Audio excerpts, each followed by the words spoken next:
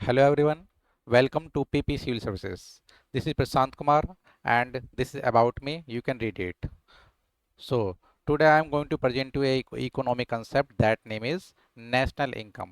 Okay so national income को समझने से पहले मैं आपसे रिक्वेस्ट करूँगा कि आप मेरा जो लेक्चर है जीडीपी, जीएनपी, ठीक है, एनडीपी, एनएनपी, इन सबको जरूर देखिएगा, तभी आपको नेशनल इनकम के बारे में बहुत अच्छे से समझ में आएगा। ओके तो इसके अंदर ये सारे कीवर्ड यूज होंगे और मार्केट प्राइस, फैक्टर कॉस्ट, इन सब पे मैं वीडियो बना चुका हूँ ऑलरेडी। पहले आप उनको देखिएगा, फिर आप इस लेक्चर को देखिएगा, तो आपको बहुत अच्छे से जो कंसेप्ट होगा उसकी बहुत अच्छे से क्लैरिटी आपको आएगी। ठीक है, सब नेशनल इनकम को समझना है तो अब सबसे पहले मैं आपको बताना चाहूँगा कि जीडीपी एट मार्केट प्राइस। अब ये क्या होता है जीडीपी एट मार्केट प्राइस? तो इसका मतलब जो monetary value of final goods and services produced in domestic territory of a given financial year। ठीक है, ये डेफिनेशन देखोगे तो ये डेफिनेशन जीडीपी की और जीडीपी एट मार्केट प्राइस की डेफिनेशन सेम है, क्योंकि या तो आप डायरेक्टली बोलो कि आप जीडीपी जो भी वैल्यू आएगी जीडीपी की, तो आप बोल सकते हो कि जीडीपी की वैल्यू आई है, तो आप ये बोल सकते हो कि जीडीपी वैल्यू 100 आई है।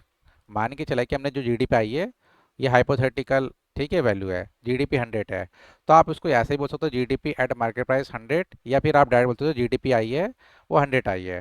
ठीक है, तो आप इन दोनों से कुछ ही बोल सकते हो। जैसे कि यहाँ पर देखिए, ये शक्ति भोग आटा है, इसका जो प्राइस है 100 रुपीज़ है। ठीक है, एमआरपी जो है 100 रुपीज़ है। तो मान के चलिए कि जो भी प्रोडक्शन हुआ है ना, अब हम बात किसकी कर रहे हैं, जीडीपी की एट मार्केट प्राइस पे। तो एक साल में जो प्रोडक्शन होता है हमारे देश के अंदर, ठीक है, जो भी एक साल के अंदर प्रोडक्शन होता है और सर्विस होती है, जो उसकी वैल्यू आती है मनी वैल्यू, जैसे कि यहाँ पर मनी वैल्यू मान के चलिए कि हमने यहाँ पर सिर्फ प्रोडक्शन जो हुआ है वो सिर्फ शक्ति भोग आटा हुआ है, ठीक है, और सर्विस कोई प्रोड्यूस नहीं हुआ है। सर्विस मान के चलते, जैसे आप सर्विस जानते हो ना, टीचिंग करना, ये एक तरह की सर्विस हो गई है। हमने इसको मतलब कि समझ लो कि 1 ईयर में हम इसको इंक्लूड कर ही नहीं रहे, मतलब सर्विस कोई प्रोवाइड हो ही नहीं रहा है, सिर्फ हम क्या कर रहे हैं, सिर्फ हम प्रोडक्शन कर रहे हैं किसी चीज़ का, शक्ति भोग आटा का, जिसकी कॉस्ट 100 रुपीज़ है और एक ही प्रोडक्शन हुआ है। ठीक है, 1 ईयर में एक ही प्रोडक्शन हुआ है, तो हम क्या बोलेंगे, जो जीडीपी वैल्यू आएगी जो कितनी आएगी वो 100 रुपीज़। ठीक है, ये हाइपोथेटिकल है, मैं आपको समझाने के लिए ये बता रहा हूँ, ताकि आपको अच्छे से समझ में आए कि नेशनल इनकम क्या होता है। तो आप ये समझ लीजिए कि अब जो जीडीपी आई है मार्केट वैल्यू पे, तो वो कितना आई है, अब ये आई है 100 रुपीज़। ठीक है, अब इसको दिमाग में रखिएगा सेट आप। तो अब यहाँ देखते हैं what is the factor and what is the cost. ठीक है, तो इसको समझना बहुत ज़रूरी है आपके लिए। तो यहाँ पर देखिए, ये सारे फैक्टर हैं। अब ये फैक्टर वो फैक्टर हैं जो कि इकोनॉमिस्ट ने क्या किया था कि इसको 4 पार्ट में कैटेगराइज किया गया था किसी प्रोडक्शन करने के लिए। ये सारे के सारे 4 जो हैं कैटेगराइज, ये डिवाइड किया गया। ठीक है, जिसमें कि आपको लैंड, लेबर, कैपिटल और एंटरप्रेन्योरशिप की जरूरत पड़ेगी। और कॉस्ट क्या होगी, जो इन पे आपको खर्च करना पड़ेगा, जैसे कि आपको लैंड पे आपको रेंट देना पड़ेगा, ठीक है, लेबर पे आपको वेजेज एंड सैलरी देनी पड़ेगी, कैपिटल पे अगर आपने किसी से पैसा लिया उधार तो उस पर इंटरेस्ट पे करना पड़ेगा, एंटरप्रेन्योरशिप, यदि आप किसी ऐसे स्किल पर्सन का यूज करोगे तो आपको उसको कुछ प्रॉफिट देना पड़ेगा। ठीक है, तो ये आपका हो गया फैक्टर एंड कॉस्ट, तो इसको बोलते हैं फैक्टर कॉस्ट। तो यहाँ पर जो मान के चले कि ये जो प्राइस आ रहा था 100 रुपीज़, इससे पहले जो शो कर रहा था वो 100 रुपीज़ क्या था आपका, वो था आपका मार्केट प्राइस पे। ठीक है, जो वैल्यू आती है ना GDP, GDP at market price, but यहाँ पर जीडीपी एट फैक्टर कॉस्ट पे जो आएगी ना वैल्यू, तो इसमें से क्या होगा कि सिर्फ हमें वो कॉस्ट निकालनी है कि जिस पे हमारी लागत कितनी बनी है इसको बनाने में, इसको शक्ति भोग आटा जो बनाने में इस पे कितनी कॉस्ट पड़ी है, कितनी लागत हुई है हमारी, वो हुई है 90 रुपये। ठीक है, 90 रुपीज़। और जो 10 रुपीज़ है ना, वो हमने एक्सक्लूड क्यों किया है, क्योंकि इसके अंदर हो सकता है इनडायरेक्ट टैक्स इंक्लूड हो, सब्सिडी इंक्लूड हो, प्रॉफिट इंक्लूड हो, वो सारा हमने अभी क्या कर दिया, एक्सक्लूड कर दिया है। हमारा फैक्टर को हमारी सिर्फ अभी लागत देख रहे हैं इसके अंदर, हमें जो शक्ति भोग आटा जो तैयार करने में जो हमारी लागत लगी है वो 90 रुपीज़ लगी है। ठीक है, उसी को बोलते हैं factor cost. So I hope you are understanding well कि फैक्टर कॉस्ट क्या होता है और मार्केट प्राइस क्या होता है। और मार्केट प्राइस क्या होगा, उसके अंदर अगर आपका सब्सिडी या इनडायरेक्ट टैक्स मतलब कि इंक्लूड हो जाएगा, तो वो क्या हो जाएगा, फिर वो आपको बन जाएगा, वो क्या आपका बन जाएगा मार्केट प्राइस। ठीक है, जीडीपी एट मार्केट प्राइस बोलोगे। ठीक है। सो अब यहाँ देखते हैं हम मार्केट प्राइस। अब और मार्केट प्राइस का कैसे निकालते हैं हम, factor cost plus indirect tax minus subsidy. Okay, या हम इसको ऐसे ही बोल सकते हैं, मार्केट प्राइस को ऐसे ही बोल सकते हैं, factor cost plus net indirect tax. ठीक है, इन दोनों की जो वैल्यू आएगी उसमें हम बोल देंगे कि नेट इनडायरेक्ट टैक्स। ठीक है, चाहे आप किसी किसी बुक में ऐसे लिखा हुआ है इनडायरेक्ट टैक्स माइनस सब्सिडी, किसी किसी बुक में ऐसे देखोगे आप नेट इनडायरेक्ट टैक्स, दोनों का मतलब सेम ही है। ठीक है, तो अब यहाँ पर जो 100 रुपीज़ है ये मार्केट प्राइस पे आ रहा है। ओके, तो हम अब इसको देखते हैं। मैंने आपको बताया कि मार्केट प्राइस कैसे निकालते हैं, फैक्टर कॉस्ट प्लस में इनडायरेक्ट टैक्स माइनस सब्सिडी कर दोगे तो आपका क्या आ जाएगा, मार्केट प्राइस आ जाएगा। ठीक है, अब आगे फर्दर देखते हैं हम इसको। जैसे कि अब मान के चलिए आपको जो जीडीपी है, जीडीपी से आपको जीएनपी पे पहुंचना है। मतलब कि जो जीडीपी का जो मार्केट प्राइस आया है, अब आपसे कोई कहे कि आप बताइए जीएनपी एट मार्केट प्राइस कितना होगा। ठीक है, ऐसे एग्जाम में भी आपके क्वेश्चन आए हुए हैं।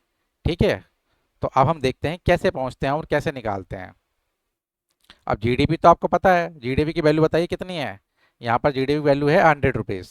ठीक है, तो जीडीपी एट मार्केट प्राइस से कितना है, 100 रुपीज़। तो इसमें से अगर हम net factor income from abroad अगर ऐड कर देते हैं, जीडीपी एट मार्केट प्राइस में यदि हम net factor income from abroad add कर देते हैं तो हमें मिलता है जीएनपी एट मार्केट प्राइस। अब ये net factor income from abroad ये क्या होता है, ये सारा मैंने डिटेल में पढ़ा रखा है। ठीक है, आप मेरा लेक्चर जरूर देखिएगा जो डिस्क्रिप्शन में मैंने लिंक दिया हुआ है। वैसे मैं यहाँ पर थोड़ा सा ओवरव्यू देता हूँ। Net factor income from abroad होता है कि एक कंट्री आपकी ये हो गई यूएसए और एक कंट्री हमारी इंडिया हो गई। ठीक है, अब इंडिया के सिटीजन जाएंगे यहाँ पर अर्निंग करने के लिए और यूएसए के सिटीजन हो सकता है यहाँ से अर्निंग कर रहे हो, तो यहाँ से अर्निंग करा, कुछ भी अर्निंग किया होगा। ठीक है, अगर जो अर्निंग हमारे देश के लोगों ने बाहर से अर्निंग किया है, ठीक है, वो अर्निंग मान के चलो कि चाहे हमने हाइपोथेटिकली ले रहे हैं यहाँ पे मान के चले कि हमने कितने अर्निंग की है, 20 रुपीज़ अर्निंग की है यहाँ से। इंडिया ने यूएसए से अर्निंग कितने किया है, 20 रुपीज़। और यूएसए ने जो अर्निंग किया हमारे इंडिया से वो 10 रुपीज़। क्योंकि हो सकता है ना यूएसए के सिटीजन हमारे इंडिया में वर्क कर रहे हो, उससे अर्निंग हो रहा हो। ठीक वैसे इंडिया के सिटीजन हमारे जो अदर कंट्री जैसे यूएसए में वर्क कर रहे हो उससे 20 रुपीज़ अर्निंग कर रहे हो। तो हम क्या करेंगे, जो भी अर्निंग हुई है दोनों में से, तो इन दोनों को माइनस कर देंगे, जो हमारे देश के लोगों ने अर्न किया है बाहर से और जो यूएसए के देश के लोगों ने हमारे देश में अर्निंग किया है उसको माइनस कर देंगे। 10 - 20 सॉरी 20 - 10, सो 10, तो वी आर गेटिंग 10। सो 10 आपका आ गया net factor income from abroad. Okay, ये मैंने सिर्फ ओवरव्यू दिया है यहाँ पर। इसके बारे में डिटेल में आप जो नीचे डिस्क्रिप्शन में लिंक दिए हैं उसको देखिए लेक्चर को, आपको बहुत अच्छे से समझ में आएगा। ठीक है, तो 10 आपका यहाँ पे आ गया, तो ये देखिए मैंने 10 यहाँ पे ऐड कर दिया। और 100 + 10 कितना हो गया आपका, जीएनपी कितना आ गया आपका यहाँ पर 110।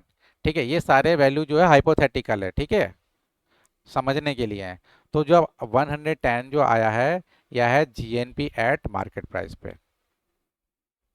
ठीक है, सो अब आप समझ चुके हो गए। अब यहाँ पर एक चीज़ और समझाना चाहूँगा मैं आपको। यदि आपको ग्रॉस से नेट पे पहुँचना हो, आपने देखा हो ना जीडीपी फिर उसके बाद एनडीपी आता है, तो जो ग्रॉस जहाँ भी मेंशन किया होगा तो ग्रॉस से अगर आपको नेट पे पहुँचना है तो आप उसमें से क्या करोगे, डेप्रिसिएशन को माइनस कर दोगे तो आप नेट पे पहुँच जाओगे। डेप्रिसिएशन क्या होता है कि reduction in the value of capital goods, जो भी कैपिटल गुड्स में उसकी जो वैल्यू कम हो जाती है। जैसे कि आपका मोबाइल है, मोबाइल आपने आज परचेज किया 2024 में, ठीक है, जिसकी कॉस्ट 10,000 है। अब यही चीज़ क्या होगा 25 में, क्या होगा, इसकी कॉस्ट क्या होगी 8,000 हो जाएगी। तो क्या होगी, इसकी वैल्यू की रिडक्शन हो गया, तो इसको बोलते हैं रिडक्शन इन वैल्यू, इसी को डेप्रिसिएशन बोलते हैं। अब यहाँ पे देखते हैं जीएनपी कितना बताया है।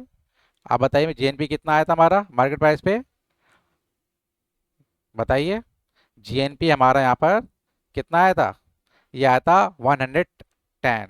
अब जीएनपी मार्केट प्राइस हमारा 110 आया था, इसमें से माइनस क्या करना है, डेप्रिसिएशन, मतलब इसकी वैल्यू हो सकती है, रिडक्शन वैल्यू जो कैपिटल गुड्स जो हमने परचेज किए होंगे जो आटा बनाने के लिए, शक्तिभोग आटा बनाने के लिए, तो हो सकता है मशीन सेट किया होगा हमने, ठीक है, तो उस मशीन की कॉस्ट या फिर कुछ पैसा लगा होगा मशीन को सेट करने में या बनाने में, जो खराबी हो गई हो, तो वो डेप्रिसिएशन में काउंट होगा।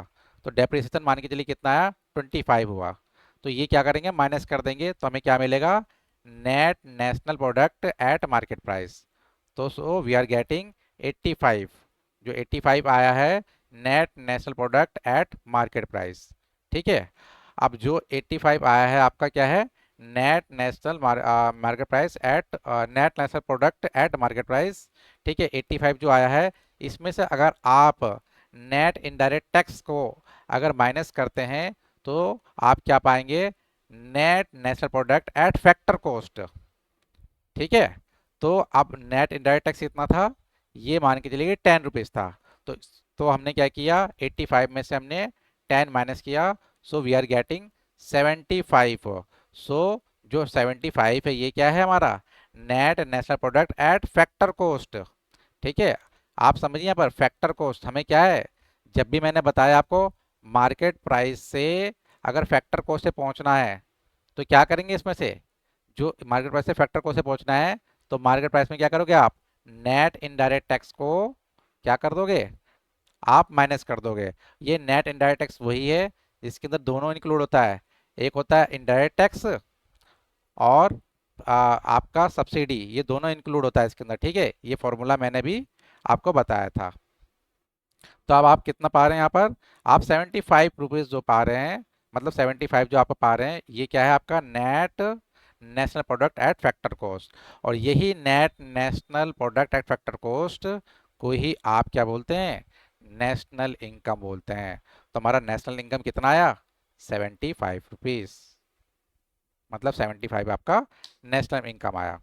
सो ये मैंने सारे जो छोटे छोटे जो एग्जाम्पल लिए आपको समझाने के लिए लिए हैं। ठीक है, ताकि आपको बहुत अच्छे से समझ में आए। अगर फिर भी आपको डाउट हो तो आप पहले इस लेक्चर को दोबारा देख लीजिएगा, और फिर भी डाउट हो तो आप कमेंट बॉक्स में आप पूछ सकते हैं मुझसे। ठीक है, so okay, thank you so much.